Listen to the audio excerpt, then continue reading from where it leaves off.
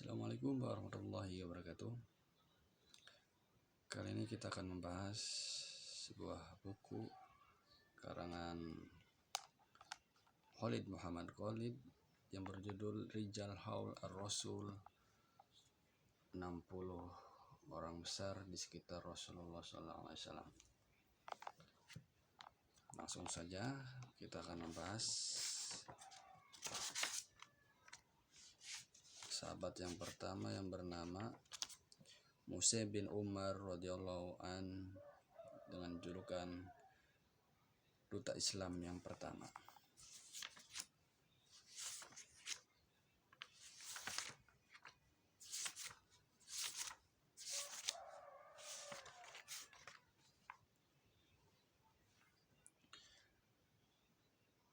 Mus'ab adalah seorang pemuda Quraisy yang sangat terkemuka, paling cemerlang, tampan, dan jiwanya penuh dengan semangat. Para ahli sejarah dan ahli riwayat melukiskan jiwa mudanya dengan kalimat seseorang warga Mekah yang paling harum. Mus'ab lahir dalam buayan kesenangan, dibesarkan dalam dekapan kekayaan, dan tumbuh dalam iringan kemewahan. Mungkin tak seorang pun di antara anak-anak muda Mekah yang seberuntung Mus'ab. Ia demikian dimanjakan dan diperhatikan oleh kedua orang tuanya. Anak muda yang serba kecukupan, dimanja orang tuanya, dan hidup gemilang kemewahan, hingga menjadi buah bibir gadis-gadis Mekah dan selalu menjadi mutiara di tempat-tempat pertemuan. Mungkinkah ia akan berubah sedemikian rupa sehingga menjadi buah bibir bak dongeng dalam hal keimanan dan semangat pengorbanan? Aduhai, sungguh ini adalah kisah yang penuh pesona, kisah tentang Mus'ab ibnu Umar atau Mus'ab al-Khair, Mus'ab yang baik, sebagaimana gelar yang disematkan kaum muslimin kepadanya. Ia adalah salah satu di antara pribadi-pribadi yang ditempa oleh Islam dan dididik langsung oleh Muhammad SAW. Namun seperti apa kepribadiannya? Sungguh semua umat manusia akan merasa bangga karena salah satu putranya memiliki kisah yang semua ini. Suatu hari pemuda tampan ini mendengarkan berita yang beredar luas di santero Mekah mengenai Muhammad SAW, yang mengatakan bahwa dirinya adalah utusan Allah Subhanahu wa Ta'ala sebagai pembawa berita gembira dan peringatan, sekaligus mengajak umat manusia menyembah Allah Subhanahu wa Ta'ala. Pagi dan petang, perhatian seluruh penduduk Mekah terpusat pada cerita Nabi Muhammad SAW dan agamanya.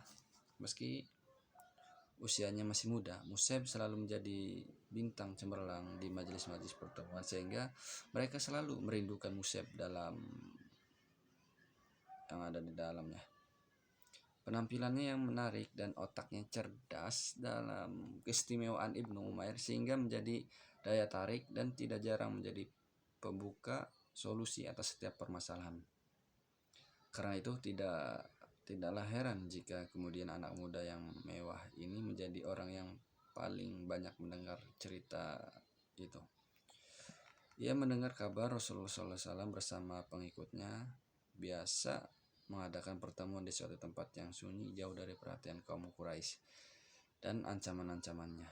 Tempat itu tak lain adalah di Bukit Sofa di rumah Arqam ibnu Abil al-Arqam radhiyallahu an.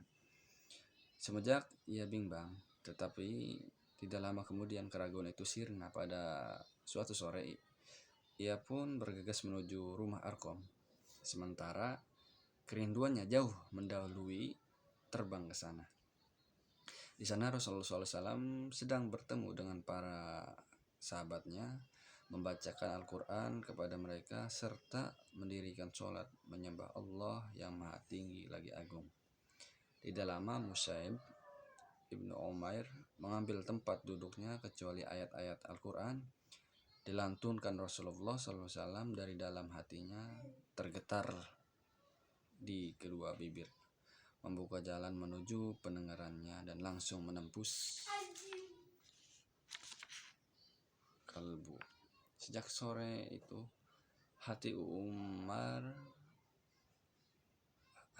Ibnu Umair berubah menjadi hati yang dijanjikan. Hampir saja keharuan mengangkat Mus'ab dari tempat duduknya, seolah rasa bahagia menjadi sayap yang hendak menerbangkannya. Namun Rasulullah SAW mengulurkan tangan kanannya dengan penuh berkah dan kelembutan, menyentuh dadanya yang bergemuruh, mengusap hati yang bergejolak sehingga ketenangan yang sangat dalam, sedalam samudra menyelimuti-nya.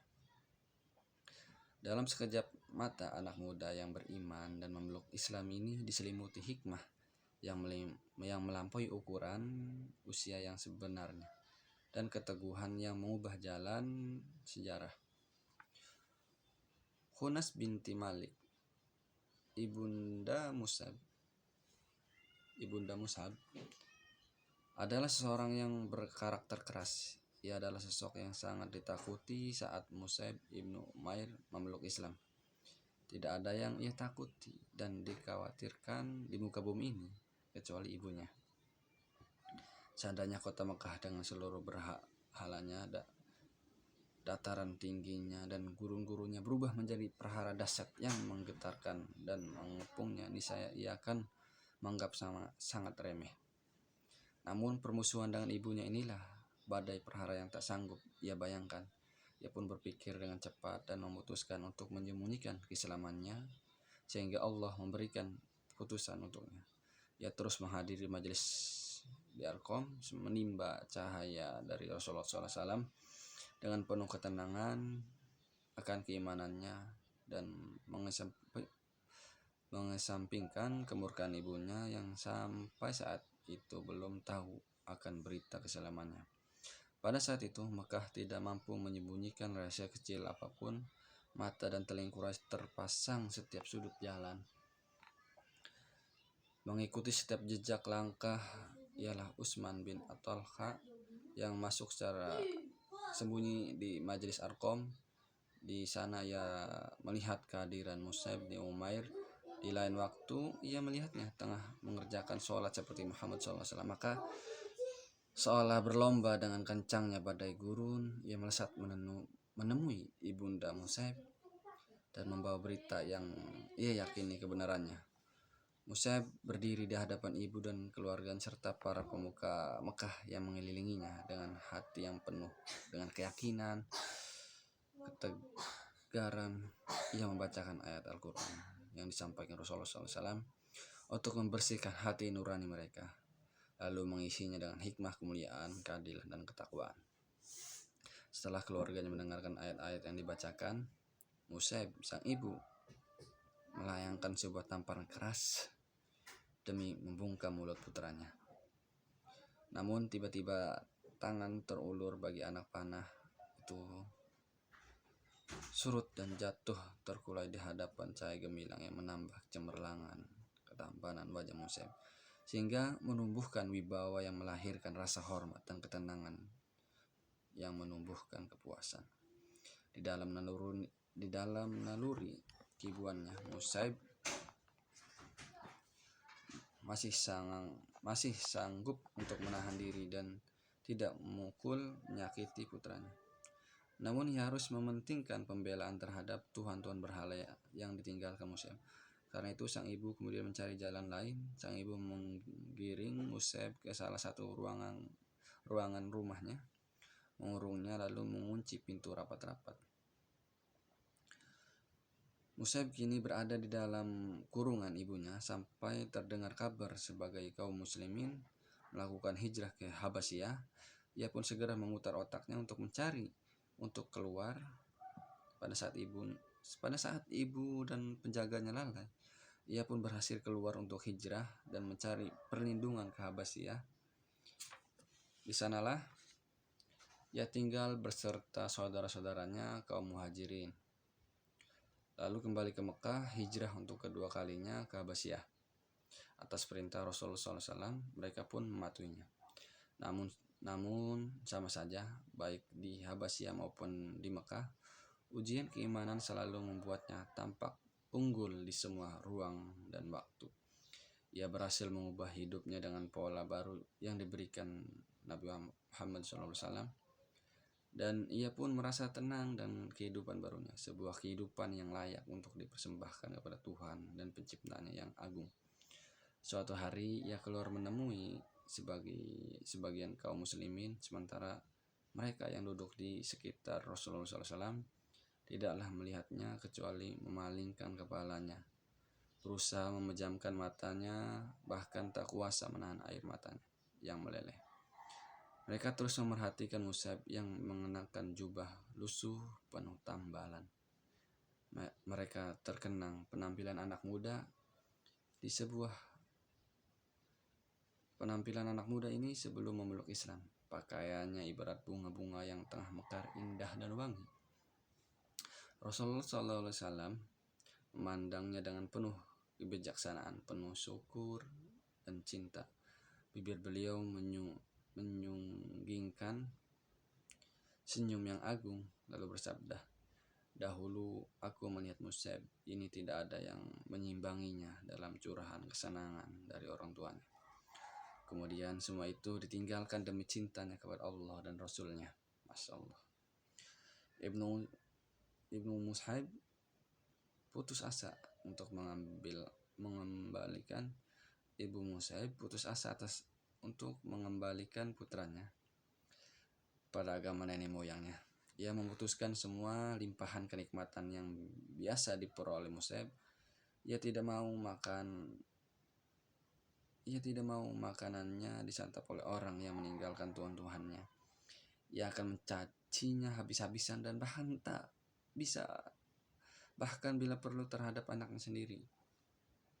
Mus'ab bertemu ibunya terakhir kali saat ibunya hendak mengurungnya untuk kesekian kali ketika ia baru dari Habasyah. Namun tekad Mus'ab bulat. Ia bersumpah akan membunuh siapapun yang membantu ibunya untuk mengurungnya. Ibunya segera sadar akan kebulatan tekad anaknya. Jika ia berjanji melakukan sesuatu, apapun akan dilakukannya.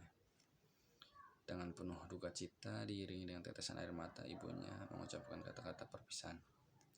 Detik-detik perpisahan itu menggambarkan kekukuhan akan kekufuran dari pihak sang ibu, adapun keteguhan yang lebih besar dalam keimanan berada di pihak sang anak.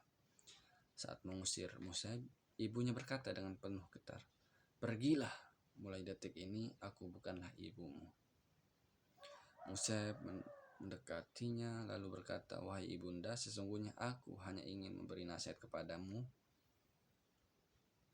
Aku sangat sayang kepadamu. Karena itu bersaksilah tiada Tuhan melainkan Allah dan Muhammad adalah hamba dan utusannya." Namun dengan penuh murka ibunya nyahut, "Demi bintang-bintang, sekali-kali aku tak akan masuk agamamu itu. Akalku akan rusak dan pendapatku tak akan lagi didengar." Sejak saat itu Mus'ab pun keluar dari gelimaan kenikmatan yang biasa ia dapatkan dan lebih memilih hidup keras dan sulit dalam keimanan. Mulai detik itu pula pemuda tampan dan wangi ini tidak pernah terlihat kecuali dalam balutan baju yang kasar dan usang. Sehari makan, berhari-hari ia lapar, namun ruhnya yang didekap mesra akidah lurus yang bersinar dengan cahaya Allah menjadikan sebagai manusia baru, membuat semua mata yang memandangnya tuntung dengan penuh rasa hormat dan segan. Suatu saat Mus'ab dipilih Rasulullah SAW untuk menunaikan sebuah misi yang sangat penting. Beliau menunjukkan sebagai duta Nabi ke Madinah, mengajarkan Islam kepada kaum Ansor yang beriman dan berbaiat kepada Rasulullah SAW saat baiat Aqobah, dan juga untuk menarik kaum yang lain agar masuk agama Allah, serta mempersiapkan Madinah sebagai kota tujuan hijrah yang agung. Padahal saat itu di antara sahabat-sahabat Rasulullah SAW ada yang lebih senior dan dari segi umur dan lebih terpandang serta lebih dekat dengan beliau. Namun beliau tetap memilih Mus'ab al-Khair dengan penuh kesadaran. Beliau tengah memberikan tugas yang sangat penting. Beliau sadar tengah menyerahkan nasib Islam di Madinah yang akan menjadi kota hijrah, tempat bertolaknya dakwah, markas para dai, para pembawa kabar gembira, dan para prajurit setelah beberapa waktu kemudian. Usaid pun tidak ragu untuk mengemban amanah ini dengan bertopang pada karunia yang Allah berikan berupa kecerdasan otak dan keluhuran budi pekerti. Ia kemudian menyergap hati penduduk Madinah dengan kejuhudan dan keikhlasan sehingga orang-orang datang berbondong-bondong memeluk Islam.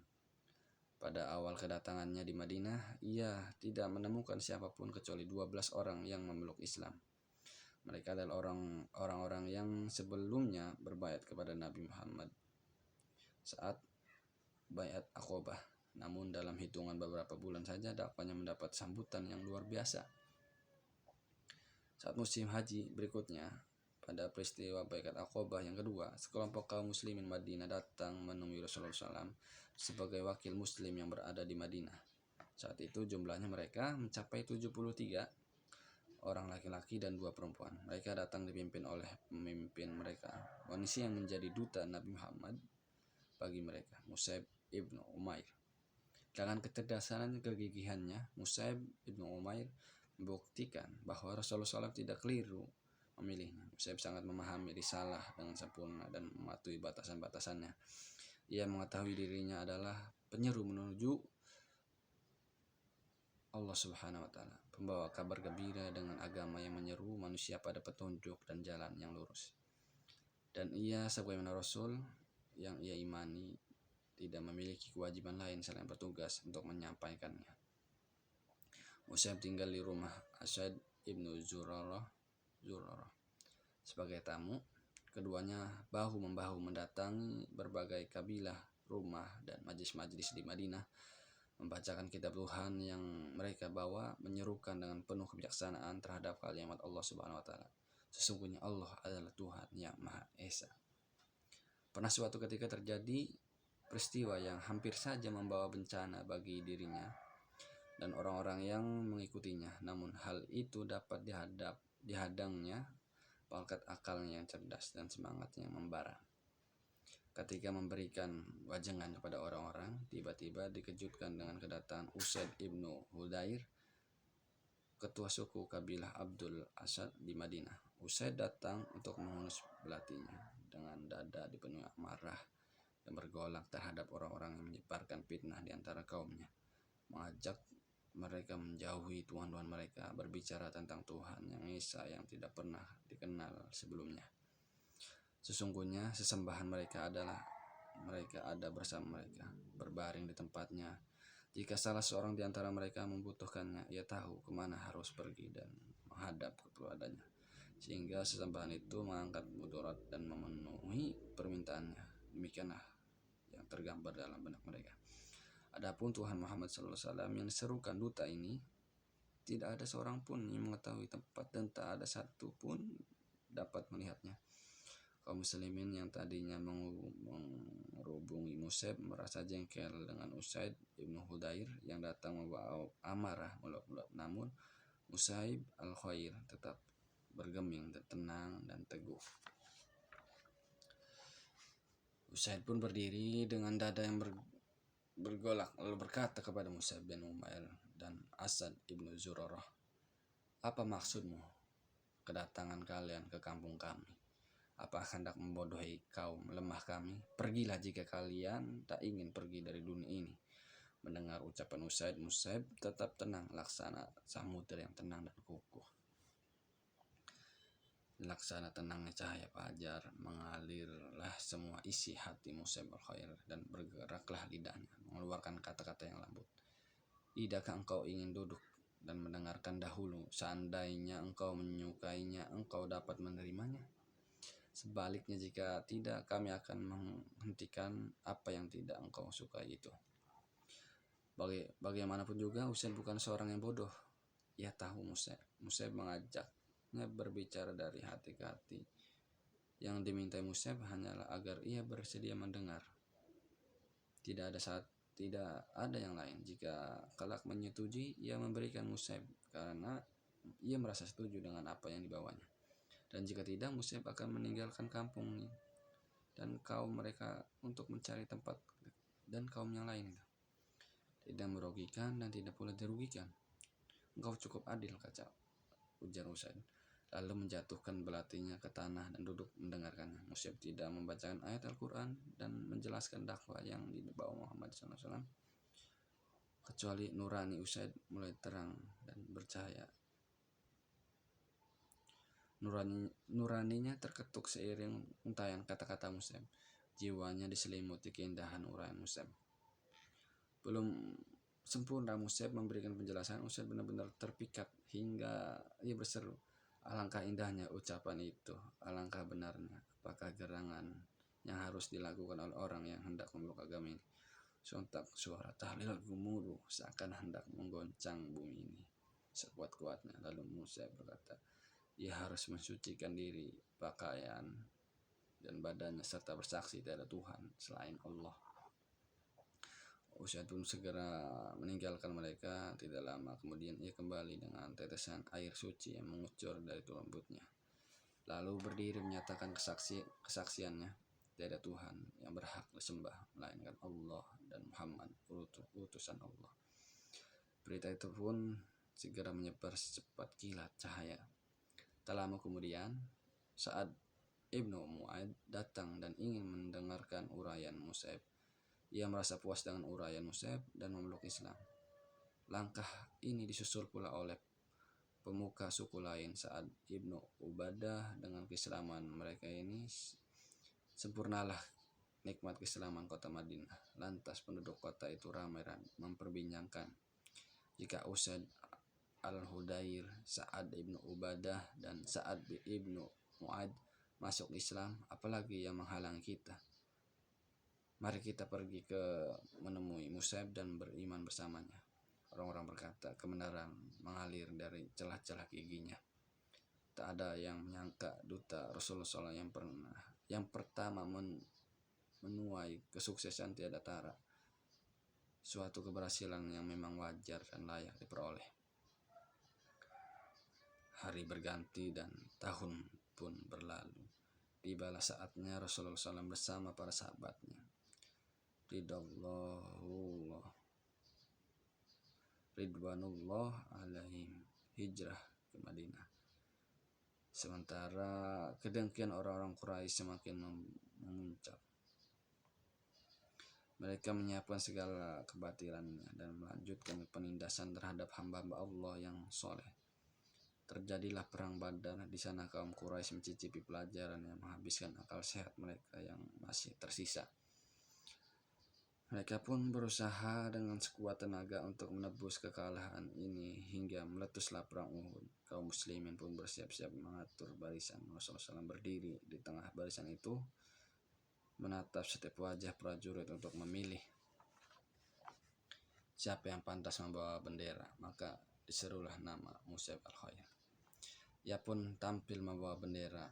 Peperangan pun segera meletus berkobar dengan sengitnya. Namun pasukan panah kemudian melanggar perintah Rasulullah SAW.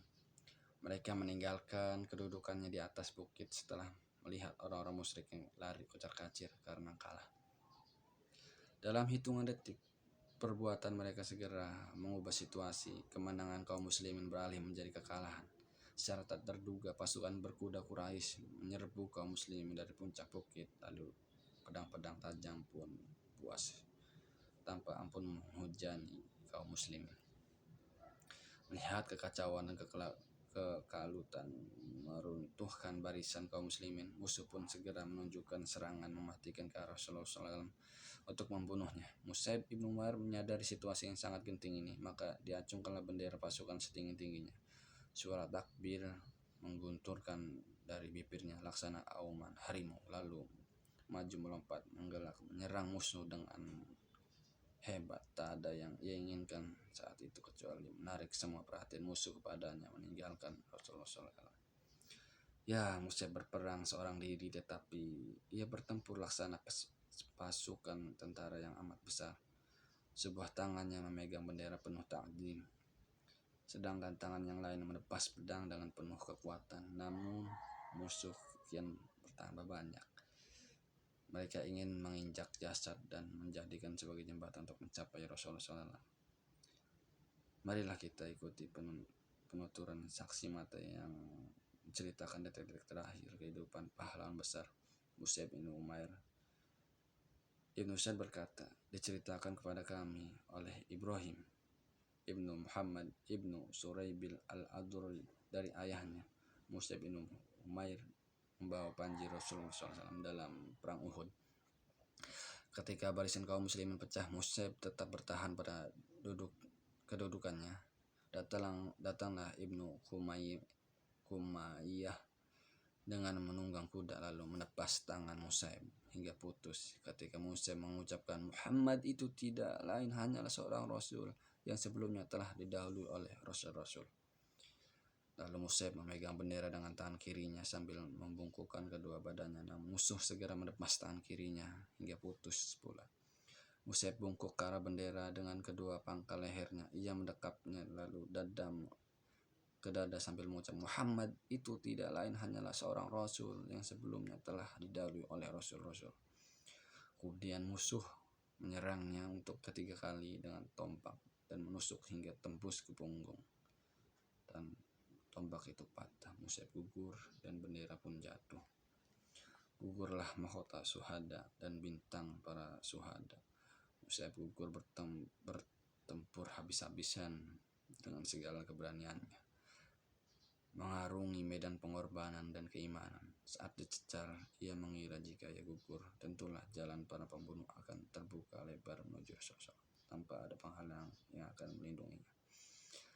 Lantaran agungnya rasa cinta kepada Rasulullah SAW dan besarnya rasa cemas akan keselamatan beliau setelah kematiannya, ia mencoba menghibur diri. Karena itu, setiap kali pedang musuh menepas tangannya, dihiburnya dengan ucapan Muhammad itu adalah Rasul yang sebelumnya telah didahului oleh Rasul-Rasul. Kalimat ini kelak akan dikukuhkan sebagai wahyu yang selalu diulang dan dibaca menjadi ayat Al-Quran. Setelah pertempuran pahit ini usai, tampak jasad syahid yang agung itu terbaring dengan wajah menelengkup ke tanah, sementara darahnya yang suci mengalir. Seolah-olah tubuh yang terbujur kaku itu merasa takut menyaksikan Rasulullah SAW ditimpa bencana dan ia tidak lagi bisa berbuat apa-apa. Maka disembunyikanlah wajahnya agar tidak melihat peristiwa yang dikhawatirkan dan dicemaskannya itu. Atau pahlawan agung ini merasa malu karena gugur sebelum hatinya tentram akan keselamatan Rasulullah SAW. Ia malu karena tersungkur sebelum menyelesaikan tugasnya membela dan mempertahankan beliau. Wahai Mus'ab, cukuplah Allah bagimu, harum semerbak namamu akan selalu melekat dalam kenangan kehidupan. Pertempuran itu pun usai, Rasulullah SAW dan para sahabat memeriksa medan pertempuran untuk menyampaikan salam perpisahan kepada para syuhada. Saat beliau tiba di tempat terbaringnya jasad Mus'ab, air mata harum meleleh membasahi wajahnya. Habab Ibnu Arad berkata, kami hijrah di jalan Allah SAW bersama Rasulullah SAW dengan mengharapkan keriduannya, maka pastilah pahala di sisi Allah. Namun di antara kami ada yang pergi sebelum menikmati buah pahala di dunia ini sedikit pun juga. Di antaranya Mus'ab ibnu Umair yang gugur di perang Uhud. Tak ada selai pun kain untuk mengapaninya selain helai burdah. Andai burdah itu ditaruh di atas kepalanya, terbukalah kedua belah kakinya.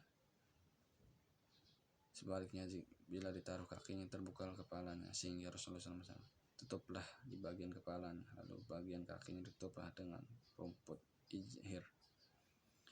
Rasulullah SAW memendam duka cita yang mendalam atas meninggalnya sahabat Nabi tersebut. Terlebih kaum musyrikin dengan biadab memotong tubuh Mus'ab hingga mengalir air mata suci dari kedua mata beliau. Bumi pertempuran penuh dengan jasad para sahabatnya yang dalam pandangannya masing-masing mereka menyelamatkan tanda kesungguhan iman, kesucian, dan cahaya gemilang.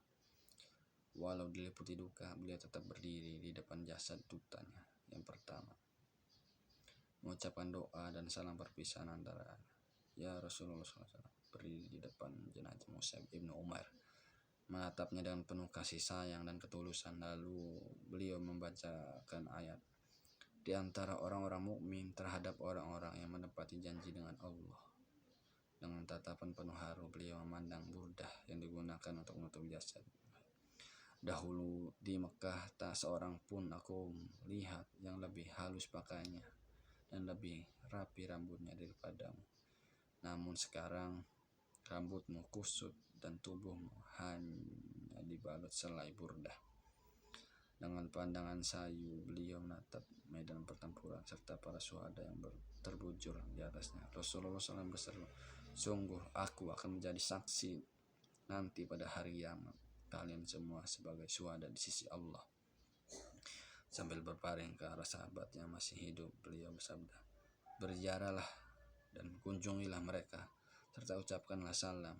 Demi Allah yang jiwaku berada di genggamannya, tak seorang muslim pun sampai hari kiamat yang memberi salam kepada mereka, kecuali mereka akan membalas salamnya. Salam sejahtera atasmu, wahai Musa. Salam atasmu, para syuhada. Wassalamualaikum warahmatullahi wabarakatuh.